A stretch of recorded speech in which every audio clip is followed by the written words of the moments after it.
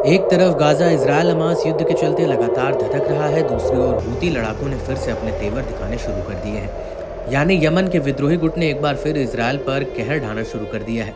शुक्रवार तड़के हूती लड़ाकों ने सेंट्रल इजरायल और वेस्ट बैंक में हवाई हमले किए। इससे इजरायल के कई इलाकों में मिसाइल हमले के अलर्ट सायरन जोरों से बजने लगे। इजरायली मीडिया की माने तो सुबह करीब 4:30 बजे हूती लड़ाकों की मिसाइल इजरायली एयर स्पेस में दाखिल हुई। इससे प्रमुख बस्तियों, शहरों और कब्जे वाले इलाकों में लोगों में हड़कंप मच गया। हूती विद्रोहियों ने दावा किया कि हालिया हमला अब तक का सबसे आक्रामक हमला रहा है। इसमें तेल अवीव, यरूशलेम, रमनगन, रिशोन लेजियन, पेटाज, टिकवा और बेत शेमेश समेत कई इलाकों में असर देखने को मिला। इजरायली बलों ने भी माना कि हूती विद्रोहियों ने सुबह सुबह इजरायली सैन्य अड्डे को निशाना बनाकर मिसाइल हमला किया। हालांकि हूती लड़ाकों के दावों से इतर इजरायली रक्षा बलों ने कहा कि एयर डिफेंस सिस्टम ने यमन से आई मिसाइलों को मार गिराया है।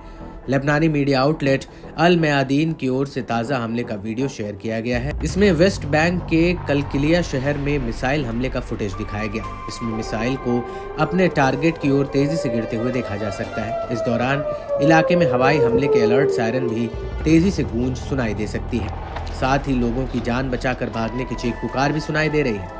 बता दें कि यमन के लड़ाकों ने हाल के दिनों में इजरायली ठिकानों पर अपने हमलों को बढ़ाया है। इसमें लंबी दूरी की मिसाइलें और ड्रोन शामिल हैं। माना जा रहा है कि हूतियों के हमले से इजरायली लोगों के डर और खौफ के दिन फिर से शुरू हो गए हैं। एयर डिफेंस सिस्टम का ताव दिखाने वाले इजरायल पर अब आए दिन हूतियों की मिसाइलें घुसपैठ कर रहे हैं। हूती विद्रोहियों की अपने घर में ही तैयार खतरनाक मिसाइलों ने अब इजरायल के एयर डिफेंस सिस्टम की काट निकाल ली है। इससे हूतियों के हमलों को Israeli air defence system intercept नहीं कर पाता है। यहाँ तक कि यमन से दागी गई मिसाइलें इजरायल के इंटरसेप्टर मिसाइलों के नाक के नीचे से अपने मिशन को अंजाम तक देने लगी है। इस बीच हूतियों के प्रवक्ता ब्रिगेडियर जनरल याह्या सारी ने खुलासा किया कि मिसाइल ने अपने सटीक टारगेट को हासिल कर लिया है। इससे इजरायल को बड़े पैमाने पर नुकसान पहुंचा है। इतना ही नहीं, हूतियों के लगातार हमलों ने ये जताने की कोशिश की है कि प्रतिरोध का गुस्सा अभी ठंडा नहीं पड़ा है। ईरान समर्थित प्रॉक्सी गुट अभी भी इजरायल को दुनिया के नक्शे से मिटाने के लिए आमादा है। याह्या सारी ने धमकी देते हुए कहा कि हूती आने वाले समय में भी इजरायल के खिलाफ अपना सैन्य अभियान जारी रखेगा। बहरहाल, यमन के हूती लड़ाके इजरायल के लिए एक जिद्दी खतरा बनकर सामने आए हैं।